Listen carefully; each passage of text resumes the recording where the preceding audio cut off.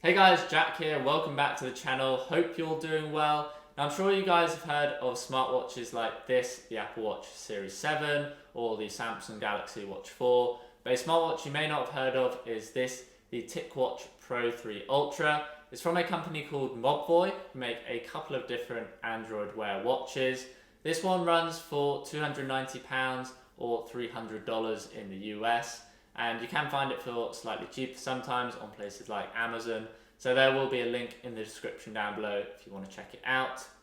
But with that price, it means it is competing with the likes of the Apple Watch and the Galaxy Watch. So it has tough competition, but it does bring a few different features to the table, like a dual display that uses two different technologies. So you get some pretty amazing battery life, among other things, which we'll run through later on in the video.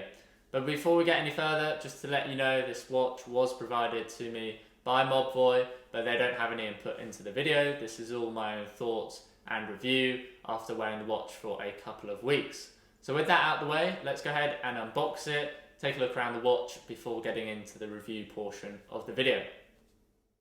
You can see here on the box, you get a nice picture of the watch itself with that display on the front, and that's one of the cool features of this watch. It's powered by Wear OS by Google. If we take a look on the bottom, you can see we just get the charging dock, the watch itself, and the user manual.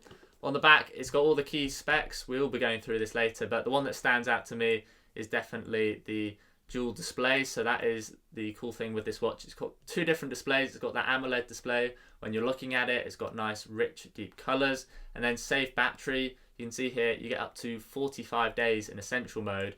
It has this almost e-ink looking display. It's called FSTN, and it will get you that 45 days in essential mode, or if you use it in combination with the AMOLED, set up to 72 hours in that smart mode. And that is combined with the latest Snapdragon Wear 4100, so it uses that along with the dual processing from Mobvoi to really give you that great battery life. And you can see it's got all the latest things you'd expect from a smartwatch with Wear OS, so Google Assistant, you have all the watch faces from Google Play, you have Google Pay, built-in GPS, all the heart rate tracking, workout tracking, everything you would want from a smartwatch. So we'll go ahead and cut the box open. Now this retails for $300 in the US and £289 in the UK, so it's up there with the Galaxy Watch 4 in terms of pricing, but below the Galaxy Watch Classic. So the good option if you're on the Android side, and if you're on the Apple side, it's a lot cheaper than the Apple Watch. So you can see, take the plastic off and slide out the box there, and we'll lift it up. And you can see we're presented with the watch itself on top. So we'll go ahead and lift it out and just take a look at the accessories. So you can see that user manual there, and then here we have the charging dock. So you get USB-A on this side, and then a little magnetic puck thing here with two pins to charge on that side, and then a little leaflet on the bottom here with some instructions. So you can see there's two different models. There is a 4G model and then this GPS model. So this is just the GPS one, but if you wanted to use it standalone from your phone, you can get a 4G model. And then you can see here all the instructions that we don't need to look at now, but it is in there if you need it. So put that off to the side and get the watch out. So we just need to take this strap off, and it's a nice silicone strap. So we'll take that all off and chuck it off to the side and peel off the plastic here. There we go, always satisfying. So you can see here, that is a 1.4 inch display on the front there with that dual technology. So when we power it on, we'll be able to see. So we'll go ahead and press one of the buttons and it should switch on. Hopefully it's got a charge. There we go, it buzzed. So we'll let that boot up and we'll take a look around. So as I said, you've got that 1.4 inch display on the front with a nice etched bezel around the side and the numbers there. You have two buttons on the side here. You've got the top one, the bottom one, the microphone on the right side, and then a speaker on the left. So that means you can access Google Now. You can say, hey Google, and it will wake up and be able to answer with the speaker, and you can take calls, things like that, dictate messages. On the back there you have the heart rate monitor and SpO2 sensor, so you'll be able to do all your heart rate tracking, your oxygen monitoring, so great for sleep tracking, great for tracking your health, things like that. Now, it's not going to replace full health monitoring, but it is a good way to get a snapshot of your health. And then on the left there you've got the charging pins as well, and it is a really nice soft textured silicone strap, and you can see there it's got the quick disconnect little tabs there, so you can pull them out and switch them out just like that and put them back in like so. So it's powered on. You can see there we have tap to begin. Alright, so it's been 4 weeks since the unboxing of the TicWatch Pro 3 Ultra, even longer than planned because I did fall off my bike, so that delayed this portion of the video, but hopefully the upshot of that is I can give you guys an even better review. So if we start off with the build and design, it's got really great build quality, so I've been wearing this watch pretty much for 4 weeks straight. Knocked it into a couple of walls by accident, and you just wipe off the marks and it still looks brand new. No scuffs around the edge, the screen has no scratches on that glass, and the silicone band as well, it's held up well with sweat, chlorine from the pool. I just rinse it afterwards and it looks brand new. And you have the interchangeable bands as well, so the quick release on the inside of the bands, any 20mm standard band will work. So if you want to go for a smarter look, you can have leather or stainless steel bracelet, you can do that. But if you want to stick with the silicone band, I think the all black look still looks very smart. And the watch itself is mostly plastic, which I thought I wouldn't like, but once I've got the watch on, you don't notice it, and it still looks extremely smart and held up, as I said, extremely well to knock some bumps against the wall whilst out cycling. It was on, didn't suffer anything like me in the crash. So build quality and design is definitely top notch there, and that leads on to the display as well. So as I've mentioned, it's got that dual display functionality. So most of the time I've been running it with the essential mode, which is this all digital display, and then if I tap it or touch one of the buttons, it will wake up the AMOLED screen and give you that full rich color experience. So you get the best of both worlds. So on the box, as it says, you get up to 45 days if you run it in essential mode only, but I think that negates the benefits of having a smartwatch, whereas if you run the dual system, you get the best of both worlds. And the claims of the 72 hours are certainly true. I'll show you a graph here of the battery life. I've been getting up to 3 days of use, and that's with everything enabled. So the 24/7 heart rate tracking, the SpO2 sensor working in the background, they are by default all off, but I switch them all on and I'm still able to get 3 days of battery life. So it's definitely a battery life champ if you want the best of both worlds, having that AMOLED screen and the essential mode watch screen as well. It is quite daunting going between the two, so when you wake up the screen you have a different one that pops in, so not the nicest changeover, but you do get that benefit of being able to see the watch all the time and get great battery life. Now the charging is slower than I'd like, so it takes about an hour and a half to 2 hours to charge on the charger, which isn't that bad considering you also get great battery life. But considering it is two metal pins that are effectively like plugging it in, it's not wireless charging as such. It would be nice to see slightly faster charging, because in reality, you take your watch off when you shower probably, like I do, then you're putting it on the charger for 10-15 minutes. So if you're doing that every day, you might be able to get through quite a few days, but it'd be nice to see it charge in 45 minutes or even an hour just to get it down even quicker. So that's something for the next generation. But the battery life itself is certainly great.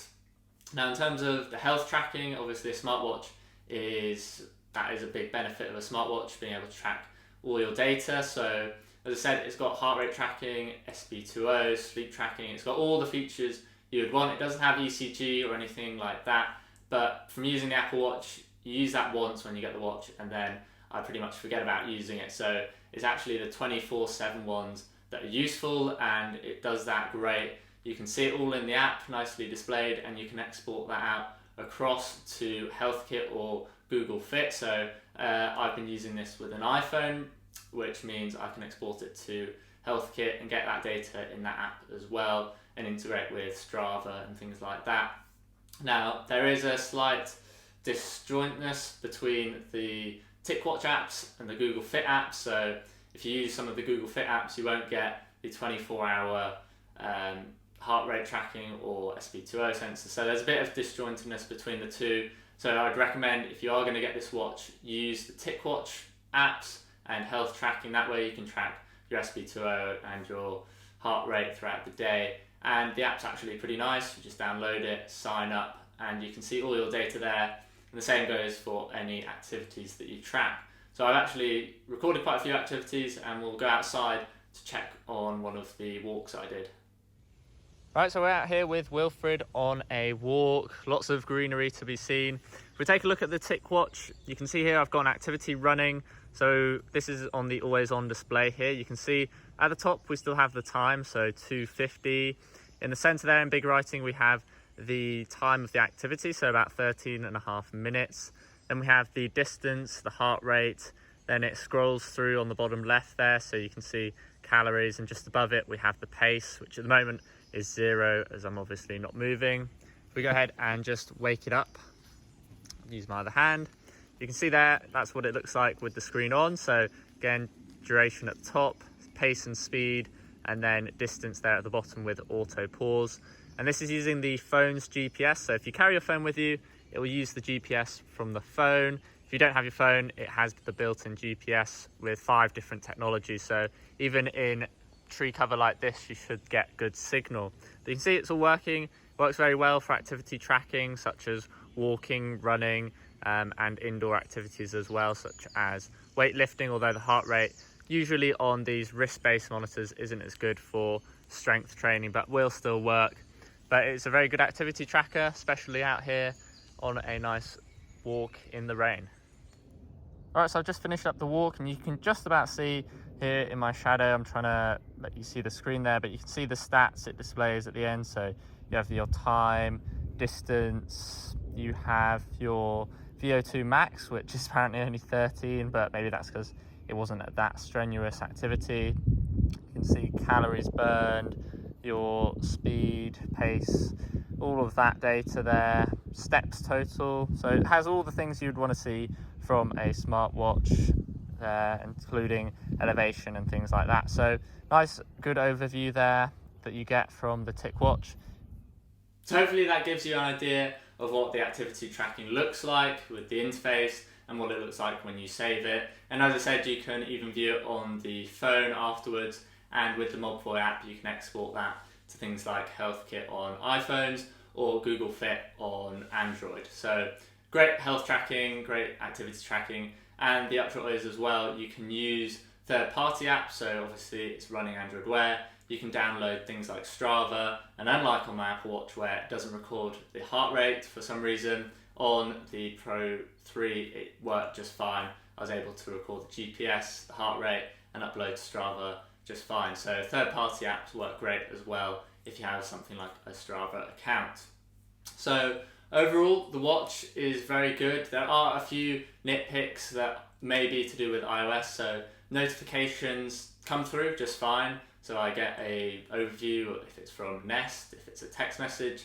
The only downside is you can't interact with any of them. So I simply got a notification that there was someone at the door, but I couldn't interact with that or see a clip. If there was a text that came through, I couldn't respond to that. For Messenger, nothing like that. I couldn't respond to any of the text, which you can do on an Apple Watch. Now, as I said, that may be to do with iOS. So if you have an Android phone, let me know if you have an Android Wear watch, if you can reply to messages in line.